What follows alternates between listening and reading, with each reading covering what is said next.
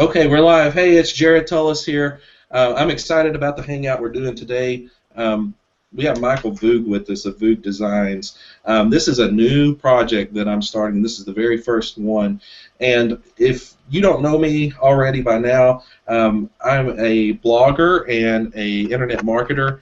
And there's within internet marketing, there is this idea of people that get started wanting to do something for themselves, wanting to make a living for themselves, that they get wrapped up in this idea of marketers teaching marketers. And a lot of times people have these hidden passions within that, I feel that they should really explore and go about it.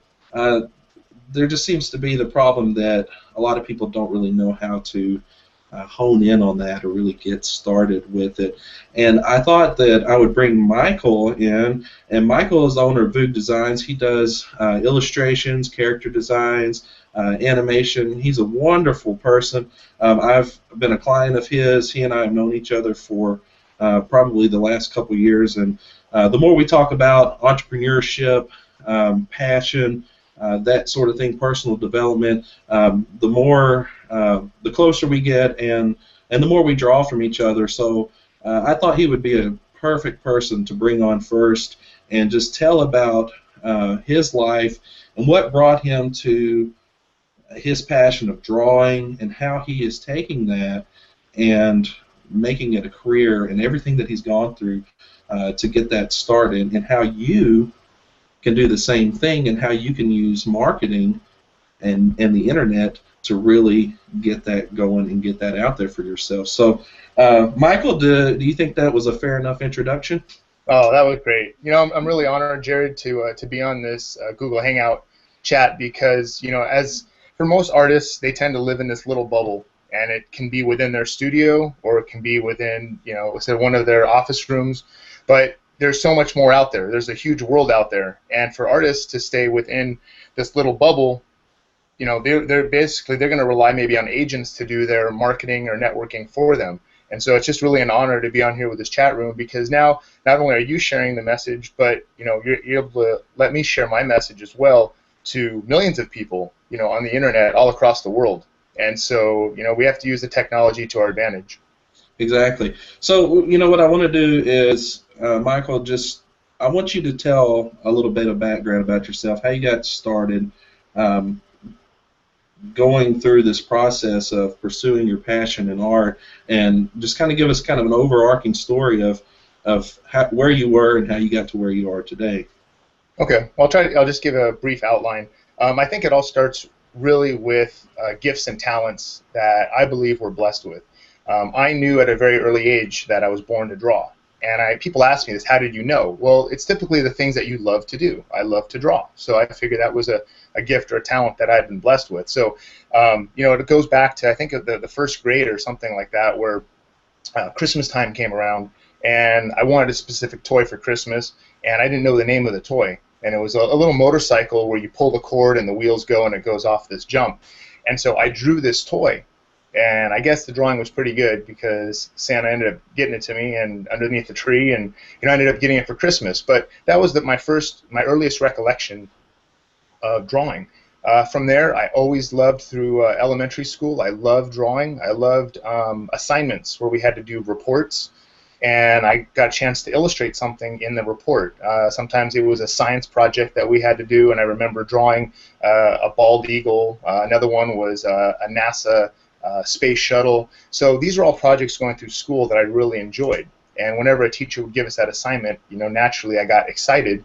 And I think these are the little signs that people, you go through, even remembering back to your childhood.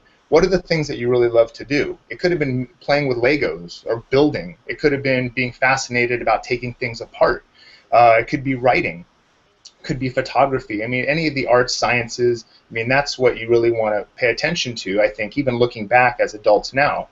And so in my late teens, in 1988, my family and I took a trip to Walt Disney World, Florida, and that's where they just opened up the MGM studios, and they had an exhibit there called The Art of Animation. and you got to see, it was kind of like a zoo, you got to see behind the glass animators actually working on, at that time was Roller Coaster Rabbit with Roger Rabbit. And so I remember watching and just so fascinated, and I didn't want to leave. You know, there's all this other exhibits in Walt Disney World, but I didn't want to leave this particular one. And at the end, they had this cool studio store where you could buy pencils and the actual paper animators used. And that is where I think I really began my love for animation. I'd always studied it in school, but that was like, you know, going to see it really happening before you could take these tours at some of the studios. So I actually have some of that paper, you know, still from that trip, and I have it on my website in one of my blog entries. But it was really cool. And on the way home, I kept drawing. I remember every night I would pray, and I want to be, you know, to be an animator. And I think that's part of also the passion, is that keeping it fresh in your mind. But that at that time I think I was like 14, 15, and so moving forward.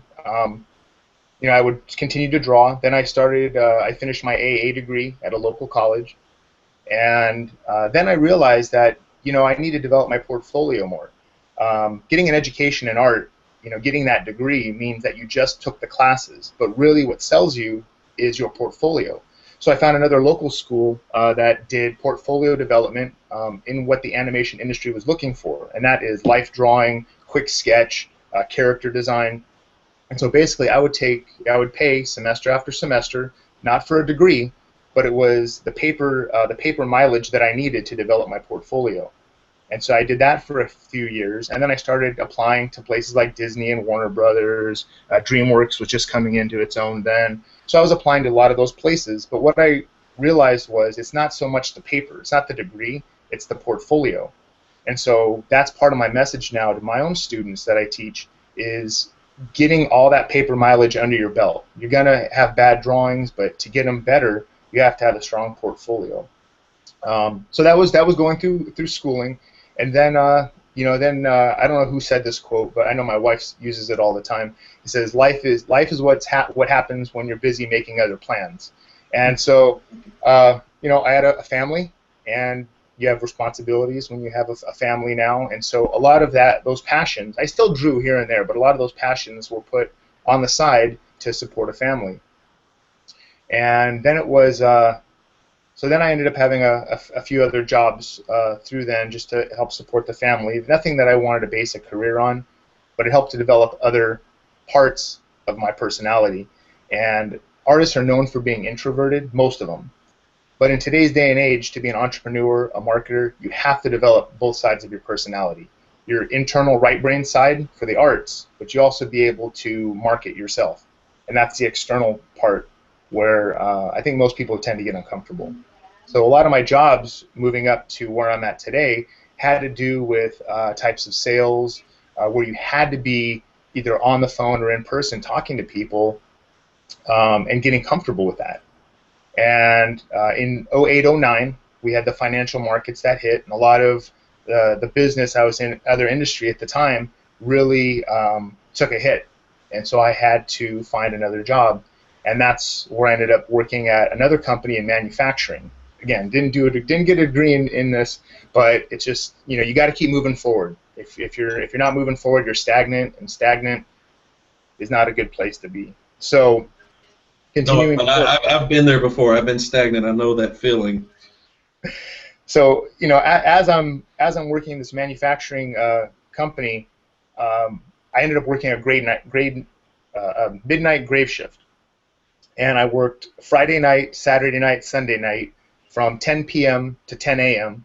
So when most people are sleeping, I'm working, and it's in that moment of working at the graveyard shift where I started to realize I was put on this earth for more than this.